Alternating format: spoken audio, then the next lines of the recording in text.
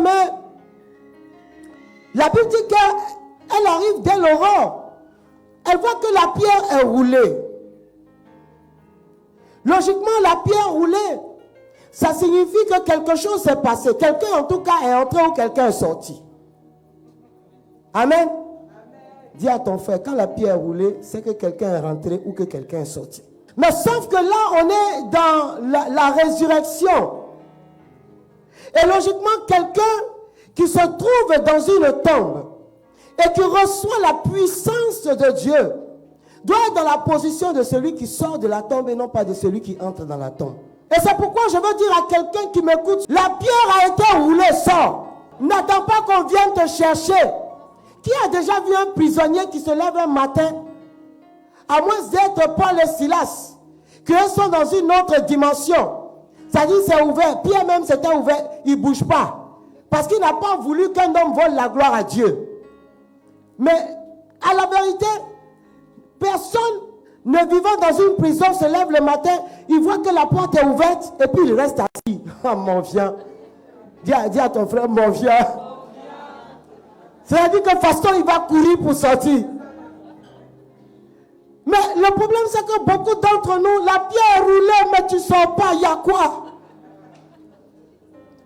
Jésus est ressuscité. La pierre est roulée. Tu ne peux plus te comporter comme un prisonnier. Ton âme ne comprend pas, Jésus ne comprend pas. Ton esprit est choqué parce que tu te comportes comme un esclave. Or, tu as été rendu libre parce que la pierre est roulée. On s'en fout de savoir qui a roulé. Ce qu'on retient, c'est qu'elle est roulée. Et donc, notre réflexe, ça doit être de sortir de là. Sors de la tombe. Parce que quand la pierre est roulée, et que ça a été roulé par la puissance de Dieu, bien-aimé, c'est afin que nous qui avons accueilli Jésus-Christ, désormais nous ne laissions plus aucune autre plaie et pierre venir fermer ou faire obstruction à notre destinée.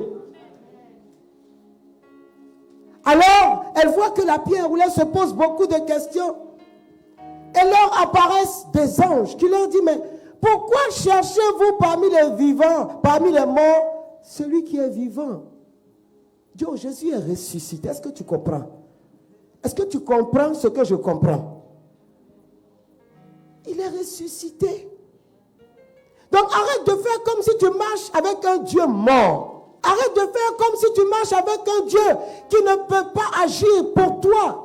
Arrête de faire comme si Dieu était devenu une statuette. Celui qui est sorti de la tombe, il est sorti avec toute sa force, toute sa puissance. Et si toi-même tu ne prends pas possession de ton héritage, tu vas continuer de vivre dans l'Ancien Testament et l'Ancien Testament va te conduire. Le Nouveau Testament est le temps de la grâce. Ça veut dire quoi? Que je sois pécheur, que je sois saint, il a payé le prix. Et parce qu'il a payé le prix, j'entre dans ce qu'il a payé. Et je consomme proprement ce pourquoi il a payé. C'est pourquoi Isaïe dit, il dit venez et consommez gratuitement. Pourquoi? Parce que quelqu'un a payé, il n'a pas crédit, il n'a pas pris crédit, il a payé.